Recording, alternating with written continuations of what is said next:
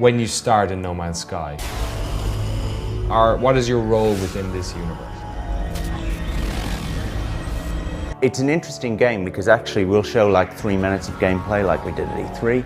For most games that's enough. You show a racing game for 3 minutes, you've seen everything you need to see, right? But for us, it's like just the start.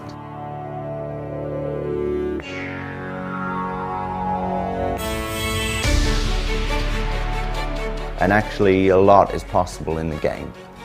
And we don't want to prescribe what people do, right? So we're not going to say this is a game about discovering creatures, or we're not going to say this is a game about killing dinosaurs, or we're not going to say this is a game about flying a ship, or you know, becoming a fighter and a pirate or a bounty hunter or whatever. But loads of those things are possible. Not everything is possible, and when we ship the game, not everything will be possible, but this is a game I think we're going to be making for quite a while, you know, even after it comes out. Is it fair to say that right now you guys haven't decided exactly what those things are as well? No, actually, we have a really good idea of what it is.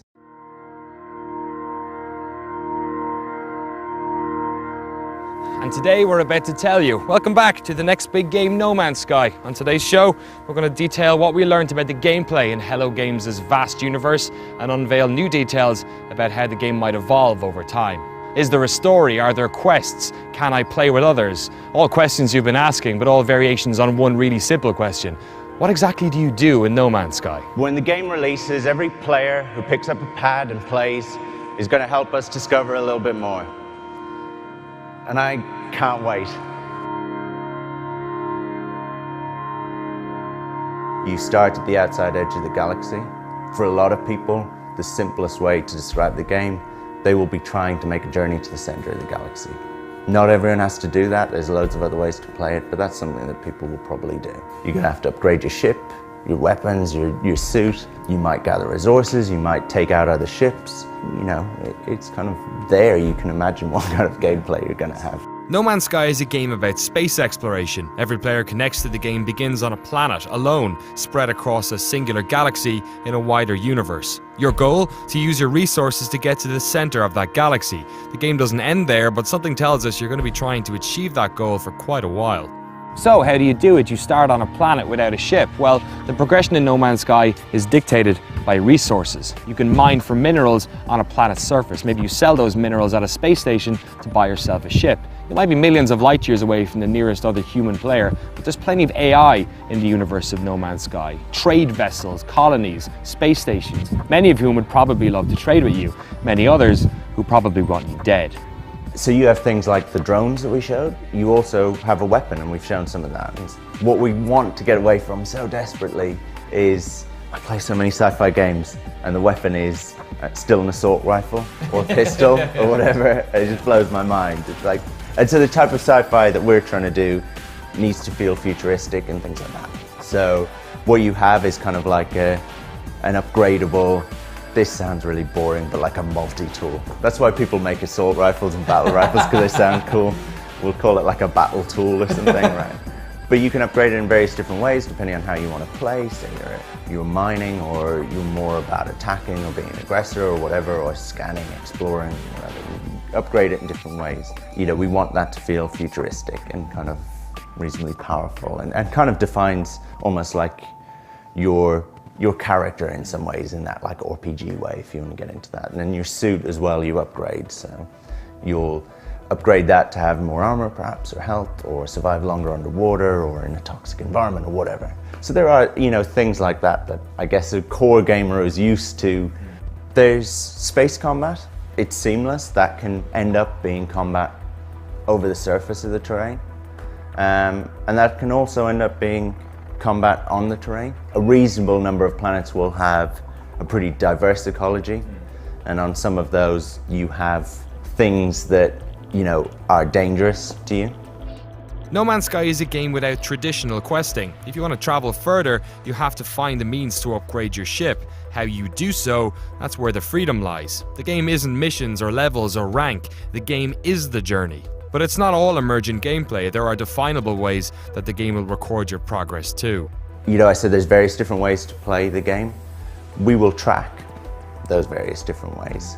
And within each of those, you can have an idea of status, which you can take as a rank, right? So you could say, I am the number one kind of space pirate or bounty hunter or whatever, or botanist or explorer or what have you. But it does mean that you can play for as long as you want, and you can play in various different ways for as long as you want. You can follow that trail for as long as you want.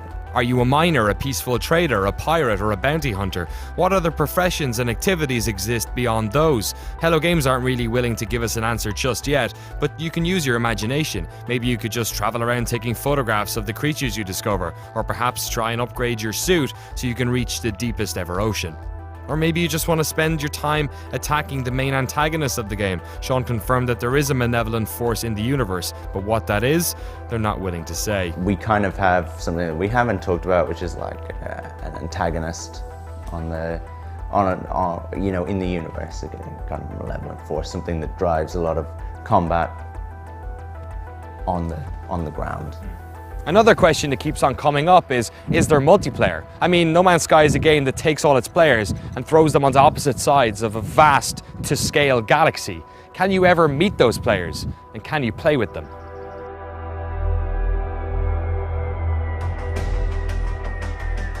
This is not a game about forming a clan or allegiances or whatever, right? But it has some MMO-esque mechanics, I guess. In terms of meeting other people, place is so vast. That's what you can't get across to people. You know, they're like, it starts off all unexplored, the entire kind of universe, and then as each person visits a place, they'll upload that information or visit a planet or whatever. Everyone always asks me, like, after a week, won't everything be kind of discovered? If you took one of our planets, like some of our planets are planet-sized, you know, and you drop 1 million people onto a planet the size of Earth, right? We're still going to be really far apart. So probably even one of our planets won't ever get fully discovered. In the trailer as well, there's you can see, I guess, what you call wingmen, other people with you. Can you talk about what that is? Are they AI that are along? So in the trailer, they were AI. You can cross paths with other players, but it's just not a core component of the game. You're not going out seeking them out or whatever, but it's lovely to play and just see a little touch of, yeah, I'm playing with other people. You and your friends, you know, we're doing the worst possible thing probably. We're gonna fling you out, you know, really far apart. There is this thing which I'm not gonna talk about now, that is a plan for multiplayer and for people to have a more traditional multiplayer experience within the game. And that's something that we'll deal with further down the line. That is exciting, but that is not what's core to the game right now. I'm sure many of you are salivating at the idea of an expanded multiplayer mode, but it's clear Hello Games aren't trying to make a deathmatch game or a MMO, at least not at launch. You'll be able to meet other players, but just how involved those counters will be is still unknown. It seems Hello Games are trying to craft an experience that's at its most powerful played alone. You start in a galaxy, and then you're trying to get to the center of that galaxy, and then when you do, something happens that is worthwhile seeking out, but the game doesn't end there, basically. Okay. And you can continue to play the game forever. But there's a big part of us that does not want to like talk and say, this is what you must do. You know, we're going to pour a lot into this game, and we're already pouring a lot into it. I would like the opportunity to see it fully realized, right? And I would like to have a level of success that makes that possible. If everyone hates it and it stinks the place up, then we probably won't keep working on it, right? We'll do that day zero patch and run away. When I think about what it must be like to play No Man's Sky, if you'll allow me to be reductive, I think about exploring in Skyrim, or a less rigid version of FTL. Your core goal is clear, but how you prepare for it, and how you allow yourself to get distracted along the way, mean your experience is unique to you alone. But not like other games, there's something else at play here. The scale of the universe. In Skyrim, when you saw Solitude for the first time, when you spotted your first dragon, or explored a deep cave, you were struck by its beauty. But you also knew that millions of other players around the world probably were too. Imagine if you were the first person to see it, perhaps the only person to ever see it. Tomorrow on The Next Big Game, we tackle what the epic scale of No Man's Sky could mean for gameplay, and we premiere the development tools that built an entire universe.